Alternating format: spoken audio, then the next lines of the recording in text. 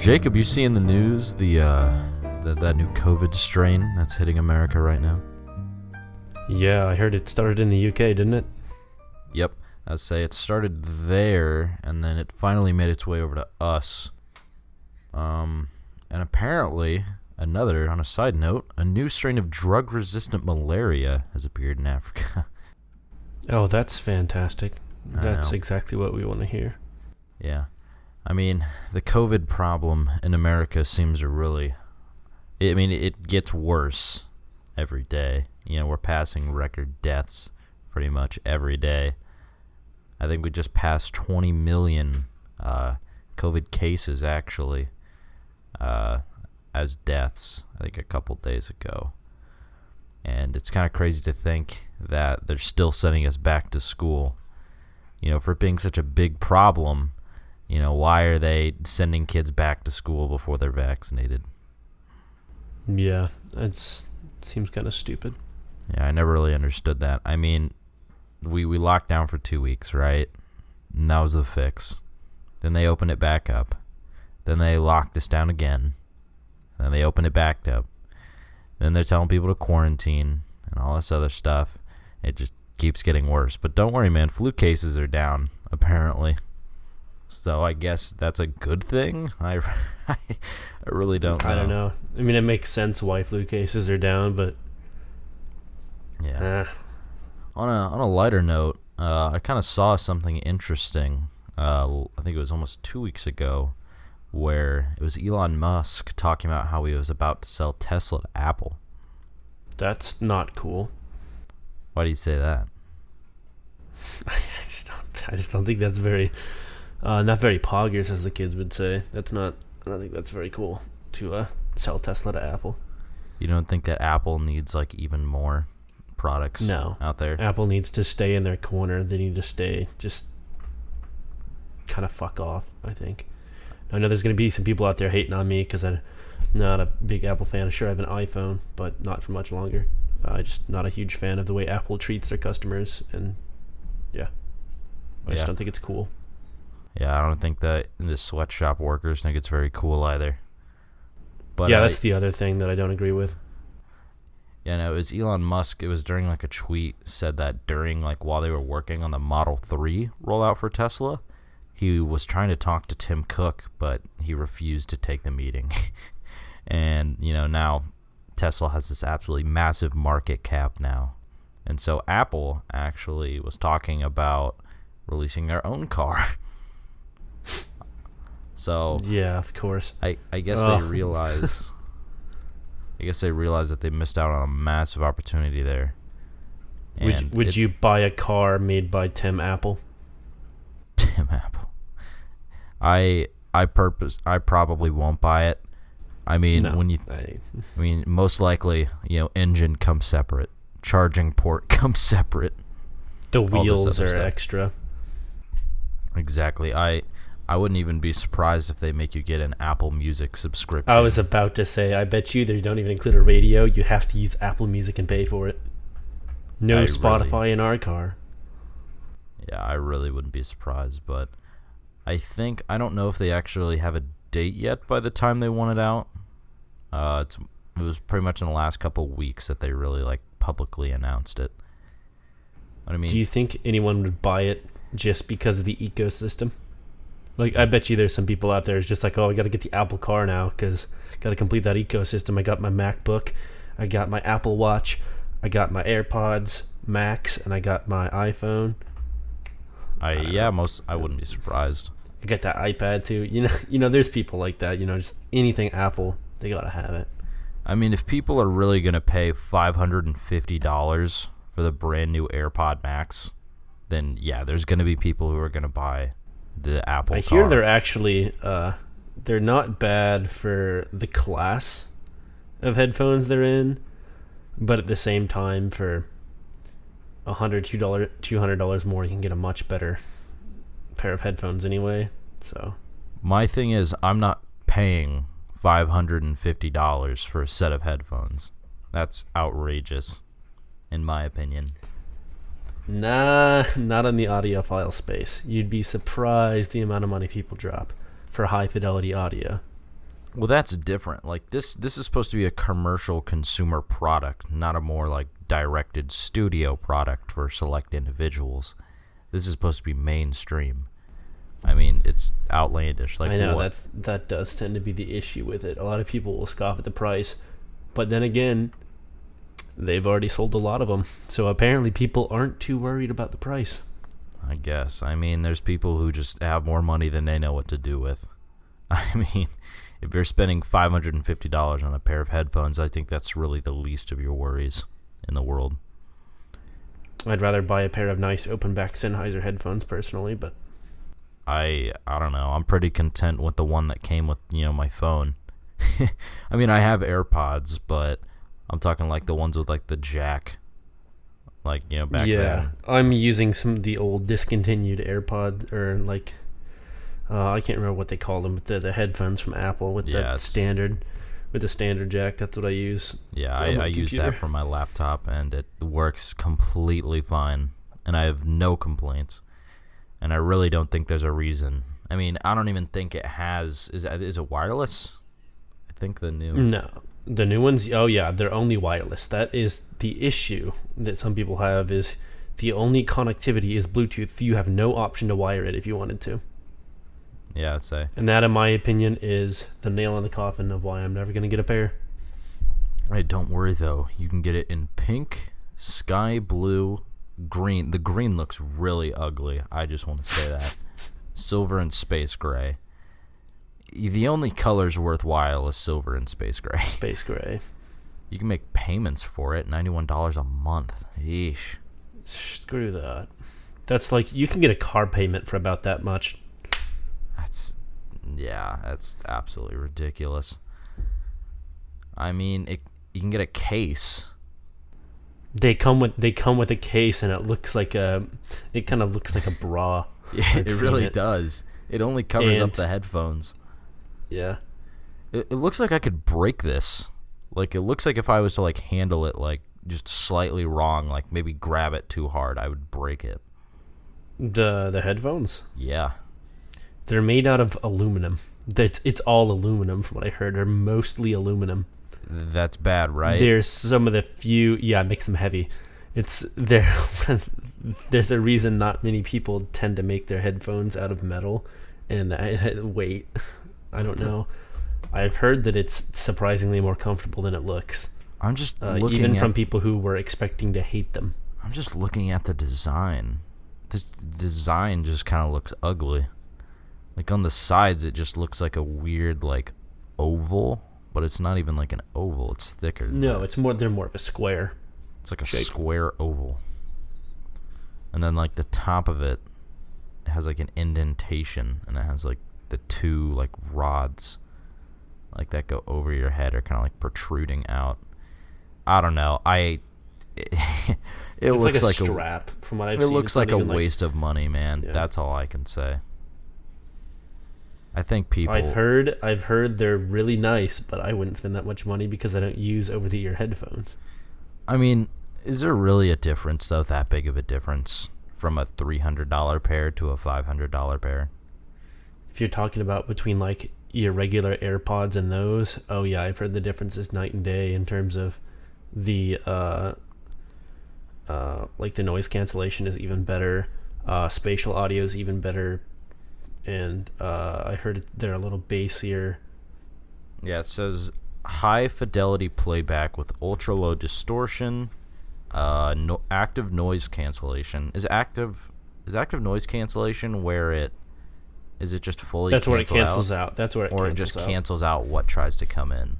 Yeah, it uses microphones. Oh, that's the other thing. It has like 6 microphones or something like that on it. It's got several for noise cancellation, and then several for voice.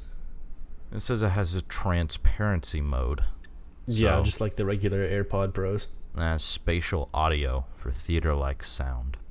Yeah, that's what I was talking about. It's like a 5.1 or 7.1 kind of feel to it. I don't know. This just seems more or less like a casual flex to me more than anything. Yeah. Like, remember back in the day when everyone wanted to get, like, the Beats headphones? This is like 2015. Yeah, which are now owned by Apple. Is it really? Beats have been owned by Apple for years. Oh, jeez, man. I'm so out of the loop. Do they still even sell, like, make Beats? I don't know if they've come out with any new models in recent years, but they were coming out with... they had the wireless ones for quite a while. Then they went to, like, true wireless. They had, like, the Beats Pro X or something like that. And then the Beats... They had some new models, like, back when we were in high school. Mm-hmm.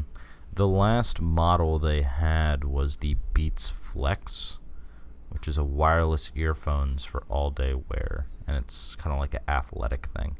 It's weird here. Yeah. This one has like two, I would say, like control stations. You know, like the little like bricks where you can turn it up and turn it down on there. It has two on each side, and it has like it just loops around. So it's literally like you connected the two earbuds together, but they both have like their own little control like brick. That's weird. I like the Power Beats though, just the ones that like hook over your ear. Those are pretty cool. Yeah, the Power Beats. Those are the ones I thought about, but I ended up getting the AirPods Pro instead, and I'm very happy with them. Yeah, I mean you can't doubt that Apple makes good products, but the AirPods Pros are probably some of the best in terms of like price to what you get. Oh, you can get an engraving on your AirPods Max. Wow, I can put a bunny emoji, a snake emoji. They offer emoji support. Can I type? Yeah, it has emoji support. Yeah, I can type my name. Can I get the poop emoji? I think you can actually. Yes, you can. That'd be really funny. I can put exactly 1, 2, 3, 4, 5, 6, 7, 8, 9, 10. 10 poop emojis. No, sorry, 7 poop emojis. 7 poop emojis. I mean, I guess it's good for putting like your first name and your last initial, but you can put emojis that they give you. You know, you can't put the eggplant emoji, sadly. That's kind of sad. No peach emoji. But the engraving's free. Yeah, I say the engraving's free, and it's only on top of the like where it hooks over your ears, so it's only on that part.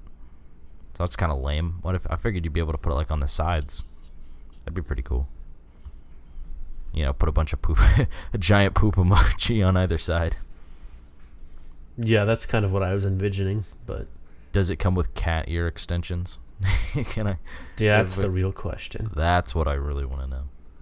But I guess good on Apple for having a powerful enough brand for people to spend $550 on headphones. I wonder how much the Apple car will cost.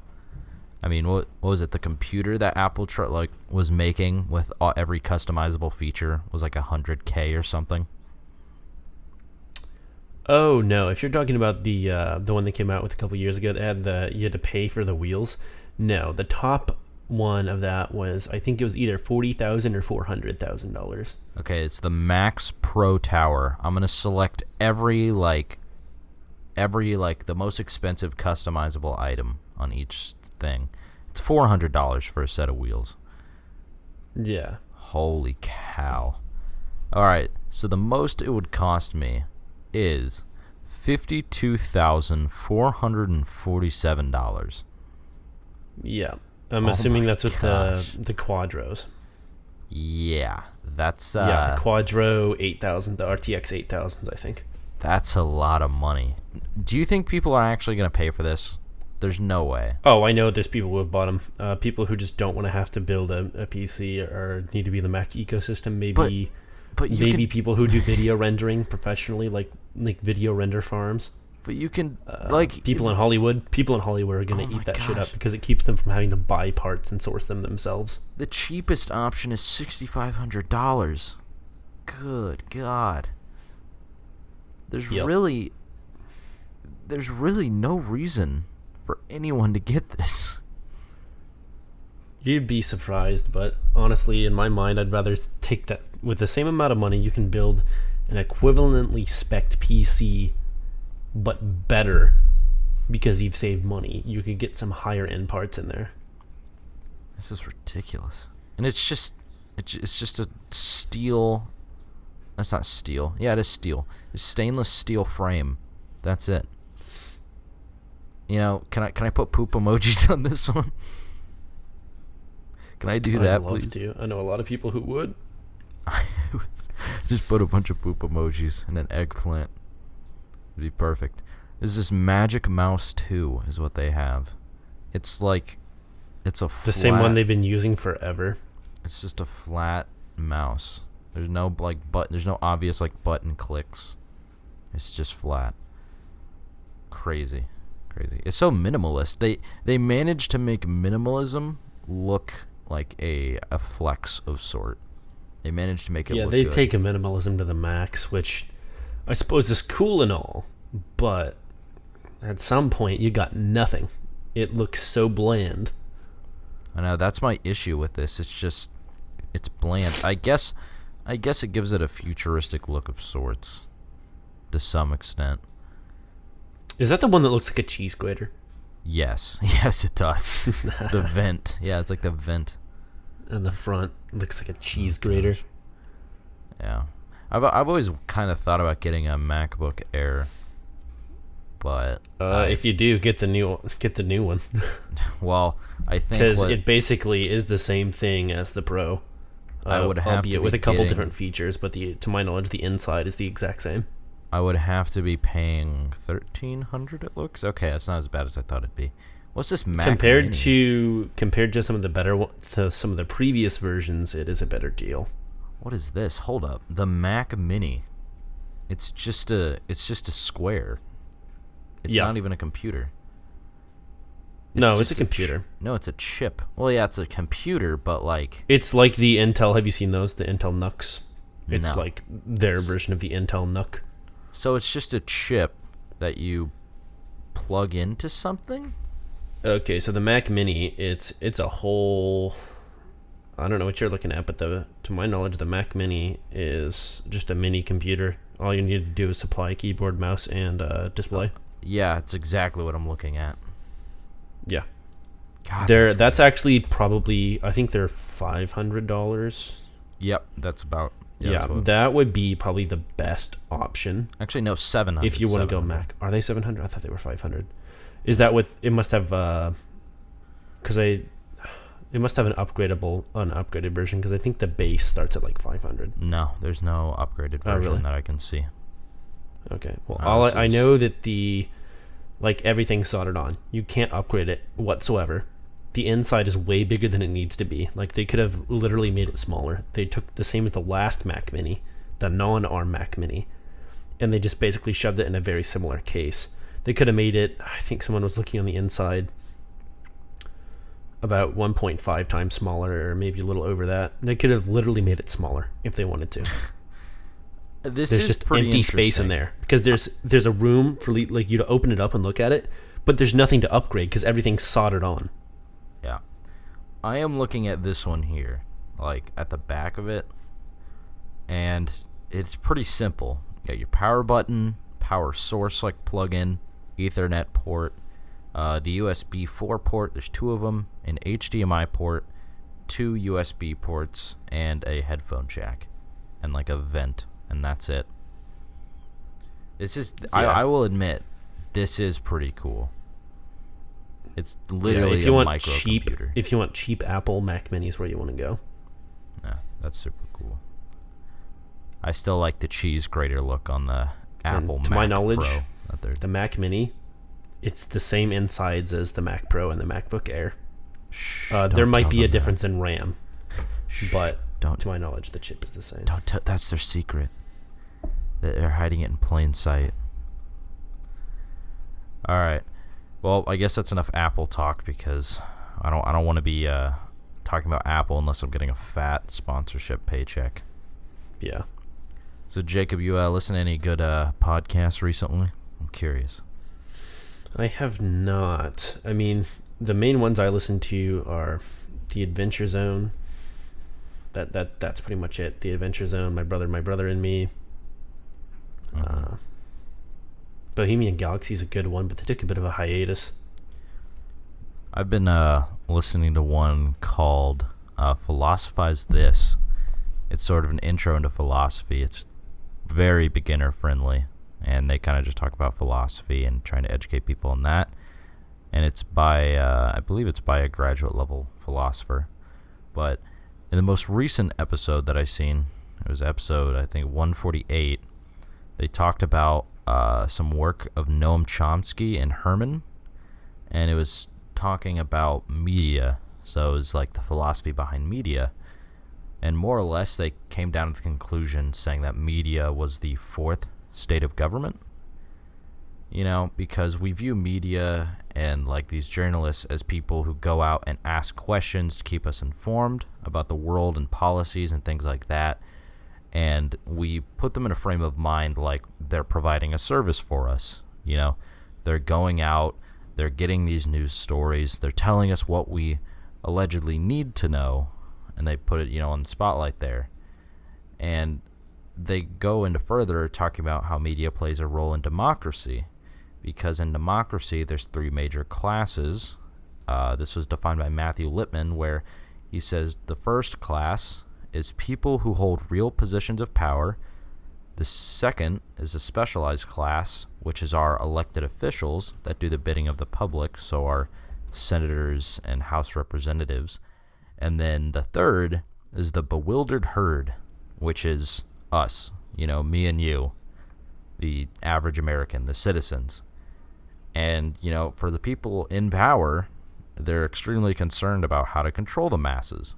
So what do? They use media as that form to control the herd.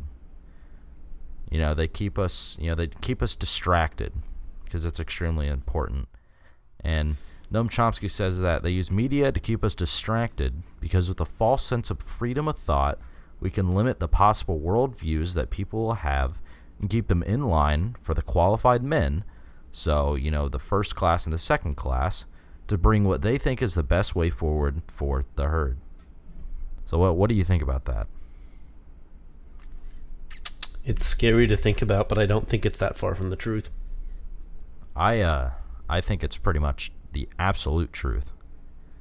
A false sense of informants. They've kept us distracted.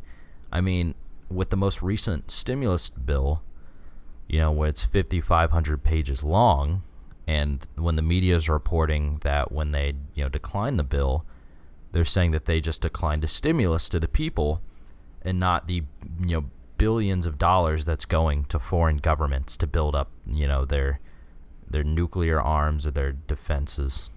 I heard that there was a portion in there that was supposed to go toward, and I may have this a little bit off, it wasn't it for transgender rights in Israel? Ooh, I would not be surprised. There was so much in that bill.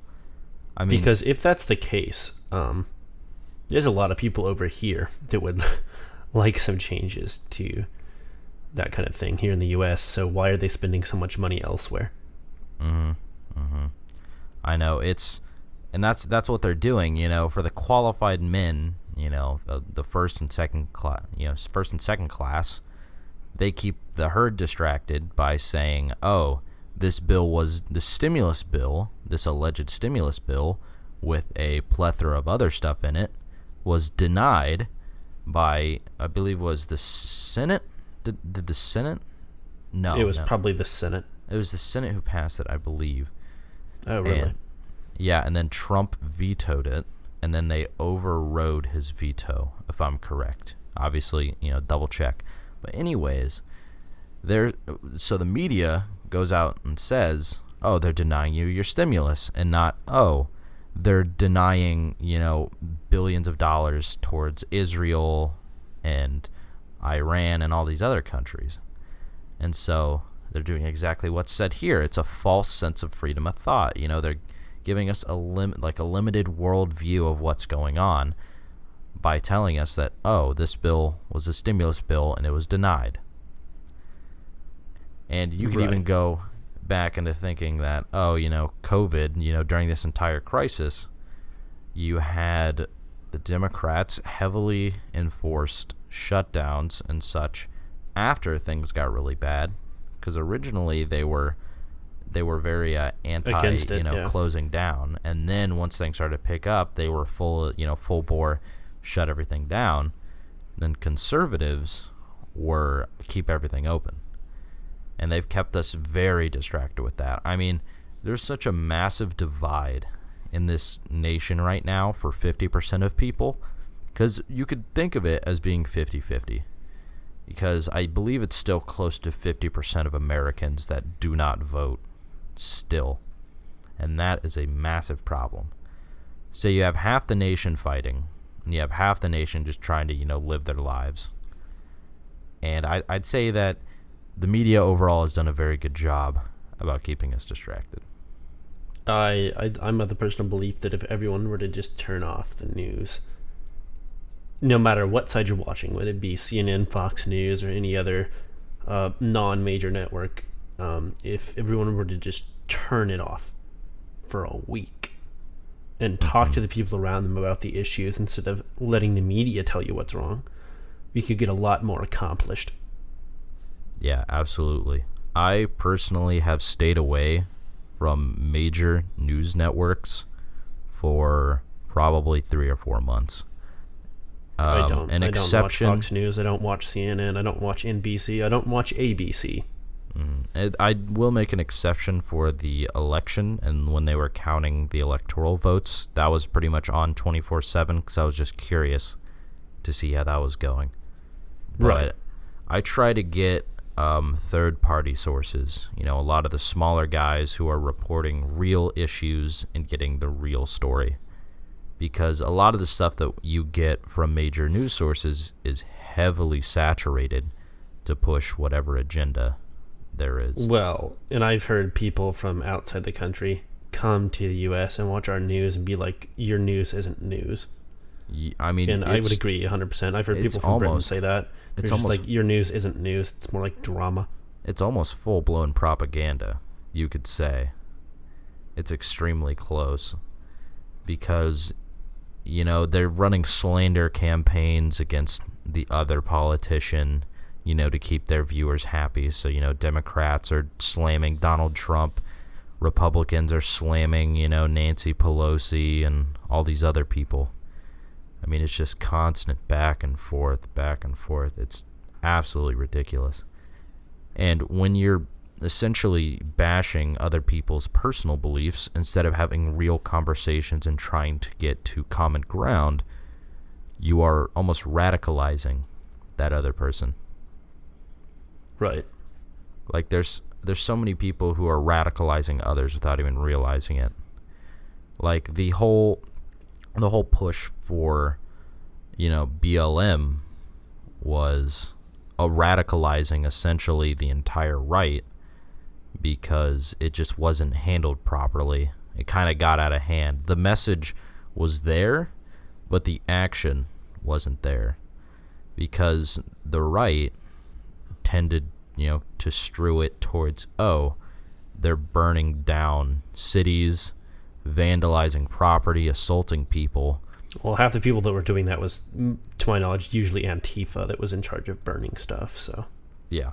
And then on the left, they're saying, these armed civilians who are standing outside of, these small businesses in these cities, trying to keep people from like walking down the street because they're worried they're going to burn down this house, or this building, are radicals. If they're not with us, they're against us. And that's really, both sides are being seen as radicals, and we're not seeing the real issue. And every day they're just getting more and more radicalized. And now, the whole left was like, Donald Trump's not my president there for a couple years. Now the right's like, Joe Biden's not my president either. Yeah, it's kind of funny to watch the back and forth. Just like, you can just leave. Well, then say that to a Republican now. Yeah, exactly. I'd like to think that one day we can realize that we are being radicalized by the people that we vote for. Because I think it's something like 15 billionaires own all like these major news networks. So it's not like it's owned by local people reporting local news. It's owned by billionaires who are trying to get their beliefs portrayed to, Well, the worst part is a citizens. lot of the major news networks are all owned by the same people. And I think I looked into it, and I think Fox News, a conservative network, and then there was another one, a liberal network, are actually owned by the same people, which I think is the funniest crap. Yeah. Oh gosh, what was it? I saw a video on YouTube, and it was a bunch of small news stations. Oh, I love that video. Yeah, I know and what you're they're talking all about. saying the exact same line, and it's just all of like those lines like put together. So you have like It's 100 very plus. eerie. Absolutely, and that goes to show that there definitely is there's people in charge. There are people who own media. There's people who want their message portrayed. And that's kind of a scary thing. And that's why I try to stick to smaller individual journalists, things like that, because they get down there, they get real stories and real experiences. And I hope that we can sort of stay away from believing everything that whatever news station you may watch is 100% true. Because when people watch their news sources, they're believing that they're getting informed about what is correct, but with whatever, strewed like message there is. I mean, usually I've noticed on a lot of these networks, they only show half the truth or partial truths or what they think people want to hear. They take out little bits and pieces that completely change the message of what's actually happening to whatever they want. I think I saw one thing. It was on the Philosophize This podcast, and he was saying the power of essentially campaigns and their slogans that they use. And he said, when, support the troops, that line, support the troops, we see that. And then when that's brought up on the debate stage, during an argument, and that's not like the real question, they're not answering the real question, and you ask someone, do you support troops? And if they say something like, oh, well, it's not that I don't support the troops, when people are like saying, oh, the military is like needs to be defunded, like massively, because they get billions and billions of dollars, and people say, oh, well, do you not support the troops? And then they have to say, oh, well, it's not that I don't support the troops, then you've already lost. You've already lost that debate. Right. And that just kind of goes back and forth as well. The intentional naming of stuff like that. You also got to be careful of some organizations out there will name themselves something that intentionally makes you look bad if you don't agree with what they're doing, simply because of what they name themselves. Yeah, it was like the whole bashing of MAGA, Make America Great Again. What is great, and then they're like, oh, well, he's saying, make it great again, when there was slavery or there was segregation, all these other things. And then it's like, well, it's not that in people's mouths. Yeah, exactly. It's such a fine line when you walk things like that. I think it was Obama's chain. Wasn't Obama's change in like 2012? I can't remember what his was. I think it was oh gosh. Well, it was change was his. Or no, it was hope. It was hope, sorry. I was going to say, I think it was hope. And sounds more like it. Yes, 2012, I believe it was hope. And at that time, they just had they're still riding off the waves of like a major economic depression, social tensions, and a number of other things. And it's hard to debate that, like, what do you mean by change? Well, it's like change for the better. And they're like, oh, and Republicans will be like, oh, well, it'll be change for the worst, because the ideas that he wants to push aren't exactly theirs. I don't know. I remember our math teacher, she was just so frustrated one day. She goes, is there not a single unbiased news source out there that provides reliable information? Yeah, I remember that. And everyone just goes, I don't know. I don't know. It's sad. You can almost get into the theory that news stations actually brainwash people. Have you seen that? Well, media is a very powerful object. There's a reason in a lot of these heavily authoritarian governments, they're state-run television. Like North Korea, you're not allowed to watch media that's not sanctioned by their government. There's a reason for that, and it's because you can keep people under your control if you control what they see, what they know. Mm-hmm. There's some people who think that when we watch this TV, it used to make us passive, because we're so busy watching stories unfold that we feel like it's not in our control type of deal. Because I think I talked about this last episode or a few episodes ago, where I want to see people taking action. There's too many people going out and saying they support things without actually taking action. Right. I think that was kind of with our charity thing. Instead of giving to a charity, go out and do that job yourself in your local community. I think that's what it was. Yeah. Like, go out in your local community, get real stories from real people, and discover real problems and change it. Fix it. Work. There's too much national focus. I think that people need to view national things less, national news less, because they feel like they're trying to solve problems of an entire nation, and they forget about starting in their neighborhood. Because change happens locally. Real change happens locally. If you're not an elected official, and if you're not in a position of power, you can't just change your state. You can't just change your nation. You have to start local. I think that's important. Kind of a side effect of how powerful our federal government has grown. People just look to the federal government to solve all their problems. It used to be they did consider themselves a person of that state before a person of the country. It's like you would ask, where are you from? It's like, oh, I'm a Virginian, or oh, I'm a Missourian, I'm from Missouri. No one would say, oh, of course, I'm from the U.S. I realize times were different, and of course there's probably bad stuff that happened in that time. Someone's going to be like, oh, well, that was a worse time because something was going on. Okay, that's not what I'm talking about. I'm talking about that we need to focus, like you said, focusing locally, I think will solve more problems than focusing on a bigger scale. If you have everybody in every community looking locally, you're going to get those problems solved versus, oh, this one person wants to change the whole world. Mm-hmm. You can almost think about it as like a compounding effect when you do it local. So let's say you persuade someone to, I don't know. Let's say maybe you persuade someone to help someone else, like an older gentleman or older woman carry, their groceries or their car when they're incapable. And, you now have yourself and another person who do that and think it's good. And then they convince someone else to do something like that. So the both of you convince two other people. Now you have 4 people who want to do that. So you could say, so let's say you have one person who believes that, I think that our local LGBTQ community is not being represented properly.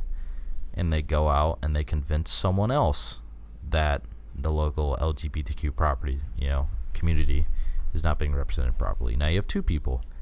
Then same thing. You get the 2 people, you, the other person, you convince 2 other people. Now that's 4. You get those 4 people, that's 8. 8, 16.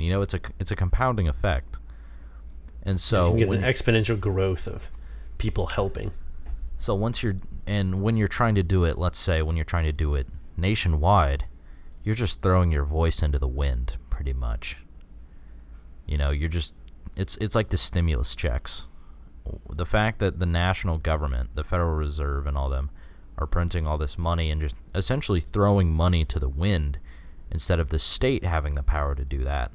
They can't find people who actually need it. Because I know there was a lot of people who got stimulus checks back in, I think it was middle of the year. And they didn't need it. They never applied for it, for their business. They had the PPP protection, all that stuff. They never applied for it, but they still got it. And so they went onto social media and say, hey, tag a local business that you believe in and I'll give this to them. So it really more or less feels like they're just throwing it out into the wind. You can't expect just for everyone to answer the call of a nation like that. It has to start local. It's got to be state. So I think that it would have been better for stimulus checks to be handled by the state because they have more of a direct focus. They have more direct control. It's crazy to think that we're putting our faith in essentially, oh gosh, how am I trying to say this? Like the president, we're trying to put our faith into him to run the country. One man to run the entire country, as well as everyone else underneath him. So you have essentially a group of very small people trying to control an entire nation and make legislation for an entire nation of millions of people. So you're bewildered herd. Instead of a group of small people in your state who can control a still quite big population, but much smaller than the entire nation.